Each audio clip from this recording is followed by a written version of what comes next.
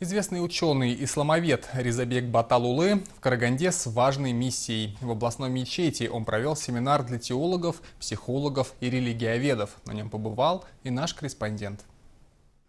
Одна из главных тем семинара – как обезопасить молодежь от нетрадиционных течений. Ризабек Баталулы рассказал теологам, как усилить борьбу с деструктивными течениями. Цель семинара – помочь теологам в их работе. Главное – вовремя предупредить и остановить нетрадиционную религию. Мы проводили подобные семинары в Актюбинской области. Я надеюсь, что теологи улучшат свой опыт. Ризабек Баталулы широко известен как грамотный специалист исламской религии.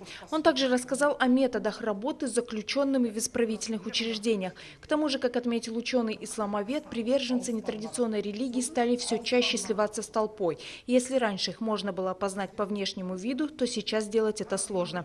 Поэтому теологам нужно быть более профессиональнее, говорят на семинаре. У нас между университетом Нур-Мубарак, акиматом Карагандинской области и управлением по делам религий подписан трехсторонний меморандум. Нашим теологам это даст хорошую возможность повысить свой профессиональный уровень. В двухдневном семинаре приняли участие почти 40 карагандинских теологов. Лиана Жамлиханова, Сайран Акамбаев и Зарина Зулпыхар, телеканал Сары Арка.